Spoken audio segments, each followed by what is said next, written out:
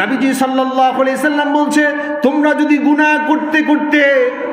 গুনার পাহাড়টা যদি আসমান পর্যন্ত উঠে যায়,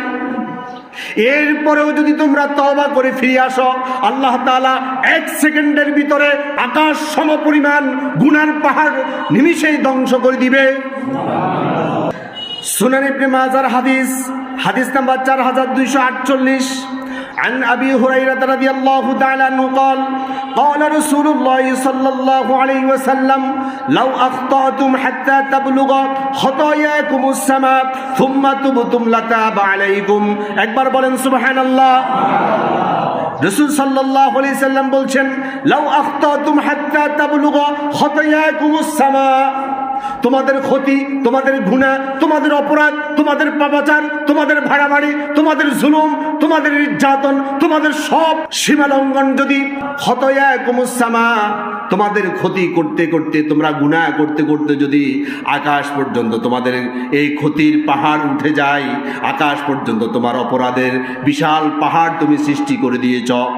সুম্মা তুবতুম লাতাবা আলাইকুম, এরপরেও যদি তুমি তওবা করে ফিরে আসো, আল্লাহ তাআলা নিমিষেই তোমার এই বিশাল গুনাহের পাহাড় ধ্বংস করে দিবে। শুধু তাই নয়, নবী করিম সাল্লাল্লাহু আলাইহি সাল্লাম বলছেন, প্রত্যেক মানুষ যখন জন্মগ্রহণ করে আল্লাহ সুবহানাহু ওয়া তাআলা তাকে ধবধবে সাদা একটা কলব দান করে। এই ধবধবে সাদা কলবটা পাওয়ার পর বান্দা যখন একটা গুনাহ করে একটা কালো দাগ পড়ে যায় কলবের মধ্যে,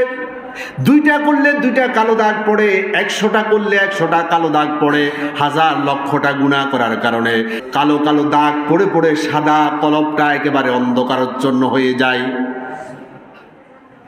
এরপরে রাসূলুল্লাহ বলছেন, যদি বান্দা তওবা করে ওই গুনাহ থেকে ফিরে আসতে পারে, আল্লাহ সুবহানাহু ওয়া তাআলা ওই অন্ধকারাচ্ছন্ন ওই কালো দাগ বিশিষ্ট কলবকে আবার পরিপূর্ণ সাদা বানিয়ে দেন। রাসূলুল্লাহ বলছেন, তোমাকে সর্বপ্রথম আল্লাহ সুবহানাহু ওয়া তাআলা একটা ধবধবে সাদা কলব দিয়েছে, যদি এই কলবটা তোমরা পরিচ্ছন্ন রাখতে পারো, তোমার পুরো দেহটা সুন্দর থাকবে, তোমার মন মস্তিষ্ক সুন্দর থাকবে, তোমার চাল চলন উঠা বসা, তোমার কথাবার্তা সব কিছু সুন্দর থাকবে। আর যদি এটাকে গুনাহ করে করে কালো করে ফেলো, এই টুকরাটা যদি অন্ধকারাচ্ছন্ন হয়ে যায়, তোমার মধ্যে আর দিন থাকবে না, দিন তোমার কাছে ভালো লাগবে না, ভালো কথা তোমার কাছে খারাপ লাগবে। এরকম মানুষ আছে না নাই? নবীজি সাল্লাল্লাহু আলাইহি সাল্লামের হাদিস শুনুন, সহিহ বুখারীর হাদিস নাম্বার 52, عن نعمان بن بشير رضي الله تعالى عنه قال قال